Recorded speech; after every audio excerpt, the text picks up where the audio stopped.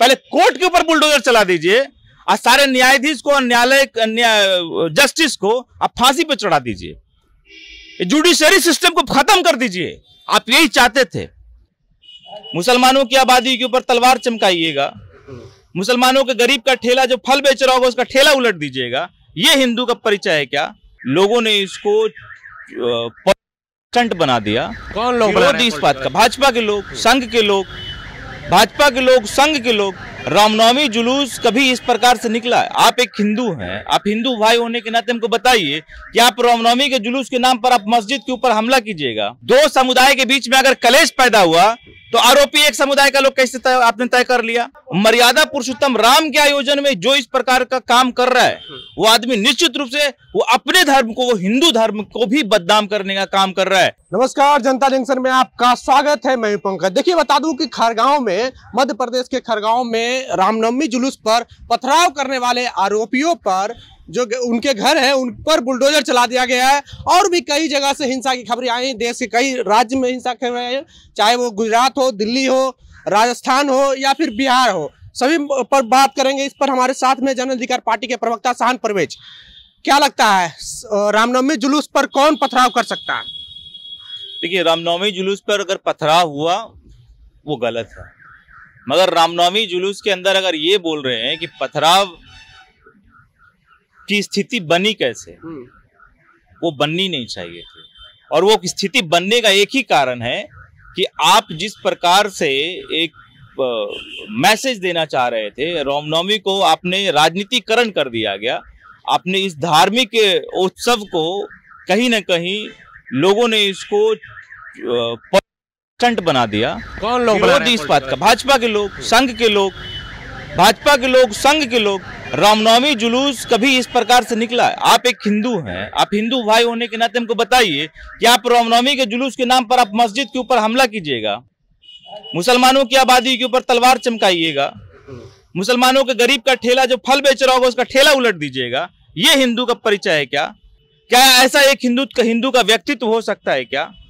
क्या आप इसी व्यक्तित्व को दिखाने के लिए मर्यादा पुरुषोत्तम राम के आयोजन कर रहे थे क्या? मर्यादा पुरुषोत्तम राम के आयोजन में जो इस प्रकार का काम कर रहा है वो आदमी निश्चित रूप से वो अपने धर्म को, वो हिंदू धर्म को भी बदनाम करने का काम कर रहा है। आप एक हिंदू होने के नाते हमको आज बताइए कि जो मुजफ्फरपुर में हुआ क्या वो सही है? क्या कह रहे हैं कि हम लोग का कोई इसमें लेना देना नहीं है? आप ये कह रहे हैं, क्या कह रहे हैं कि मुसलमान ने अपने मस्जिदों पर अपना झंडा लगा दिया, भगवा झंडा मुसलमानों ने लगाया मस्जिदों पर, मुसलमानों का घर जलाया गया, मुसलमानों ने घर जला दिया मुसलमानों का।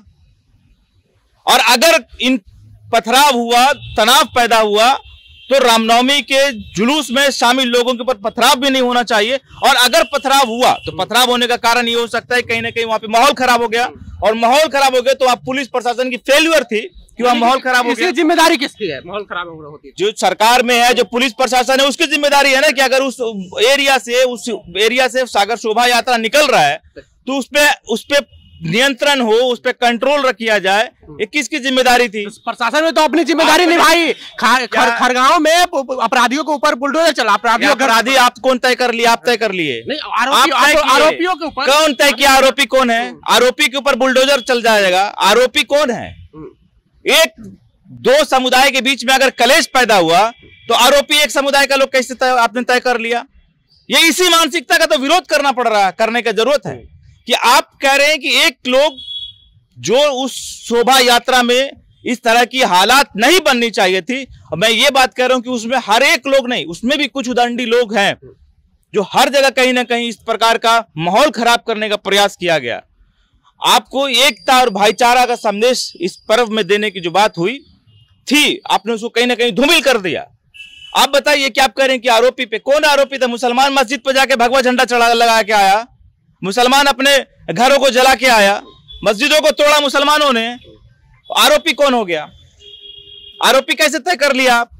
मामला प्रशासन की फेल्यूर का है कि दो संप्रदाय के बीच में वहां पर तनाव कैसे पैदा हो गया? ये सिस्टम और प्रशासन की फेल्यूर है। और उसके ऊपर जो उदंडी लोग थे, चाहे इधर से थे, उधर से थे, किधर से थे, अगर उधर से किसी लोगों ने, मुसलमानों ने पथराव शोभा यात्रा पर किया है, मैं एक मुसलमान होने के नाते इस बात का खंडन करता हूं और निंदा करता हूं कि ऐसा नहीं होना चाहिए। एक मुसलमान का ये परिचय जो हमने देने की कोशिश किया डाक बंगला पर रामनवमी के दिन, खुद रोजा रखकर लोगों को पानी पिला रहे थे और वो हमसे आकर गला मिल रहे थे और शाम में हमारे साथ कई हिंदू भाई बैठकर इफ्तार कर रहे थे। ये हिंदुस्तान था और ये हिंदुस्तान का कल्चर था, जिस हिंदुस्तान को हम जानते हैं, जिस हिंदुस्तान में हम पैदा हुए, उसका ये कल्चर है। मगर ऐसा माहौल खराब हो गया, उसमें कहीं ना कहीं इधर के भी और उधर के भी दोनों लोग जिम्मेदार थे। उसका ये मतलब नहीं है कि कुछ उदंडियों की वजह से आप पूरे समाज को टारगेट कर देंगे और एक तरफ आप कहेंगे कि कोई कुछ किया ही नहीं है। आप लगातार भाजपा पे आरोप मर रहे हैं, भाजपा यहाँ पे कैसे दोषी, आप हमें जरा एक्सप्लेन। हम कह रहे कि जहां हुआ वहां सरकार किसकी, जहां हुआ वहां सरकार किसकी? सरकार अगर प्रशासन की जिम्मेदारी नहीं, सरकार की जिम्मेदारी नहीं, तो जिम्मेदारी किसकी? अगर मध्य प्रदेश में पथराव हुआ और पथराव होने के बाद में डायरेक्ट बुलडोजर चला दिया गया एक समुदाय के घरों के ऊपर, तो ये दोगलापन किसका है? वह भाजपा की सरकार है। ये दोगलापन किसका है? आपने पूरा का पूरा सिस्टम, न्यायालय, न्याय व्यवस्था सबको ध्वस्त कर दिया। आप कैसे तय कर रहे हैं? प्रशासन ने कैसे तय किया? मेरा सवाल है आपसे, प्रशासन ने कैसे तय किया कि वो आरोपी है और उसके ऊपर बुलडोजर चला देना चाहिए डायरेक्ट? वहां का गृह मंत्री निरुत्तम जी कहते हैं कि जहां से वो हुआ उसको नहीं छोड़ेंगे। ये गृह मंत्री का स्टेटमेंट है। अरे किसी एक धार्मिक और धर्म के लोगों का आपने सेंटीमेंट खराब होने के लिए जिम्मेदारी आपकी बनती है। आप होम मिनिस्टर थे और होम मिनिस्टर कहता है कि नहीं, एक समुदाय को टारगेट कर उसका घर तोड़ देंगे। ये होम मिनिस्टर का स्टेटमेंट हो सकता है? होम मिनिस्टर संविधान की शपथ लेकर होम मिनिस्टर बनता है। आप उसके पहले आपका क्या व्यक्तित्व था, आपका क्या बैकग्राउंड था, उसको भूल जाना पड़ता है। जब आप एक संवैधानिक पद पर बैठे तो आपकी जिम्मेदारी बनती है कि आपके लिए सब लोग बराबर होगा। और एक होम मिनिस्टर जिसका इंटेंशन, हमको तो यह लग रहा है कि वहां पर सरकार के गुंडों के द्वारा, मैंने आपको बोला कि ये जो गुंडागर्दी है, ये कोई हिंदू का चरित्र नहीं हो सकता। अच्छा, हिंदू का क्या चरित्र हो सकता है? ये हिंदू का चरित्र नहीं हो सकता कि गरीबों का ठेला उलट दे। ये हिंदू का चरित्र नहीं हो सकता कि उसके किसी के दूसरे मजहब के संस्थानों के ऊपर तोड़फोड़ मचाए। ये हिंदू का चरित्र नहीं हो सकता। अच्छा, ये किसी राम भक्त का चरित्र नहीं हो सकता। किसका चरित्र है ये कहीं ना कहीं सरकार के संरक्षण में पल रहे गुंडों का चरित्र है। और इस गुंडों को सरकार ने संरक्षण दे रखा कि इस तरह की घटना से समाज के अंदर नफरत फैल सके। आज बहुत गर्व से और बहुत खुशी से ये कहना पड़ रहा है कि इतना कोशिश के बाद भी, छुटपुट घटना के बावजूद, इस तरह के नफरत भरी मानसिकता को पूरे हिंदुस्तान ने रिजेक्ट किया, कंडेम किया। ये सौहार्द बना रहा इन छिटपुट घटनाओं को छोड़कर, जहां पर सरकार उनकी थी, सिस्टम फेल्यूर कराने में उनका काम रहा, योगदान रहा। सिस्टम को फेल्यूर कराकर घटना को अंजाम दिया गया। उसके बाद एक समुदाय को टारगेट किया गया।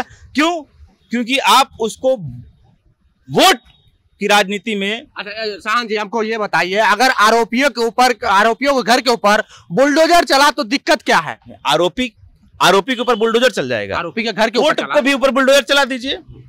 कोर्ट के ऊपर पहले बुलडोजर चलाइए। सुनिए, लगातार तेजी से कानून व्यवस्था, सुनिए, कानून व्यवस्था को आप हाथ में ले लेंगे, पहले कोर्ट के ऊपर बुलडोजर चला दीजिए और सारे न्यायाधीश को, न्यायालय जस्टिस को आप फांसी पे चढ़ा दीजिए। जुडिशरी सिस्टम को खत्म कर दीजिए। आप यही चाहते थे और यही कारण था ना कि आप चीफ जस्टिस के जजों को बाहर आकर बोलना पड़ा था प्रेस कॉन्फ्रेंस करके कि कॉलेजियन सिस्टम खतरे में है। आज वो दिख रहा है ना कि आप कह रहे हैं कि बुलडोजर चला दिया। अपराधी कोई भी हो सकता है। अपराध का तय करने का काम और अपराधी को दोषी करार देने का काम ये कोर्ट का है, न्यायालय का प्रक्रिया है।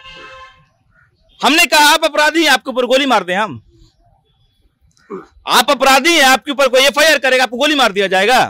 बिल्कुल नहीं। तो आप ये कैसे जस्टिफाई कर रहे हैं कि अगर अपराधियों के घर पे बुलडोजर चल गया एक दिन में तो अब क्या दिक्कत है आपको? आप इस तरह की मानसिकता को नहीं बढ़ावा दे सकते। अगर आप इस तरह की बात कर रहे हैं तो आपको मैं बता देना चाह रहा हूं कि पहले पूरे हिंदुस्तान के एक कोर्ट के ऊपर बुलडोजर चला दीजिए। कि कोर्ट की आवश्यकता नहीं है, कचहरी की आवश्यकता नहीं है आपको। आप यहां ना गुंडा राज्य कायम करना चाहते हैं। आपने यूपी में भी देखा होगा, ऐसा घटना कई बार सामने आया। कोर्ट कचहरी न्यायालय में आपका भरोसा नहीं है, आपका संविधान में भरोसा नहीं है। और संविधान में आपका केवल और केवल इसलिए भरोसा नहीं है, आप संविधान को गाली देते हैं।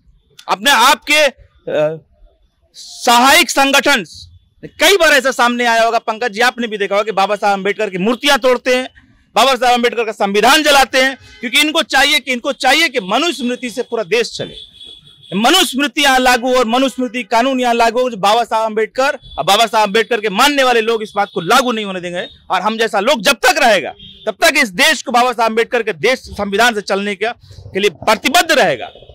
और ये नहीं चाहते ऐसा, इसलिए कोर्ट का विरोध करते हैं, संविधान का विरोध करते हैं। और आपको दिखाई दे रहा है कि नो कोर्ट नो कचहरी, तय करेंगे हम कौन है क्या है।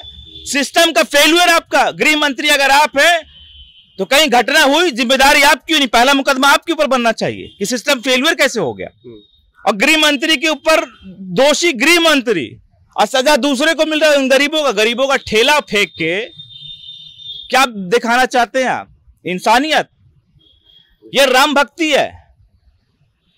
उस राम को जिसको पूरा संसार उसके उनके त्याग और उनके चरित्र और उनके सहनशीलता को, उनके व्यक्तित्व का कायल है, आप उस व्यक्तित्व की छवि को बर्बाद कर रहे हैं, बदनाम कर रहे हैं। आप हिंदू धर्म को बदनाम कर रहे हैं। और ये हिंदू अन्ना कोई ऐसा हिंदू हो सकता है, मैं आपसे भी अपेक्षा करता हूं, आपसे, आप कर सकते हैं ऐसा? आप हिंदू है ना, आप करेंगे ऐसा? नहीं, बिल्कुल नहीं करेंगे आप। तो कोई हिंदू इस तरह की काम को नहीं कर सकता, कोई हिंदू किसी का गला नहीं घोट सकता।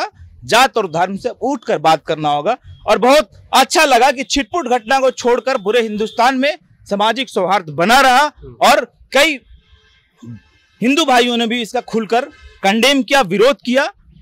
जो एक ये एक्चुअली जो भाजपा की मानसिकता है, मैं आपको बता देता हूं। वो कहते हैं इस्लामिक स्टेट का डर दिखाकर वो हिंदू राष्ट्र बनाने की बात कर रहे हैं, हिंदू स्टेट बनाने की बात कर रहे हैं।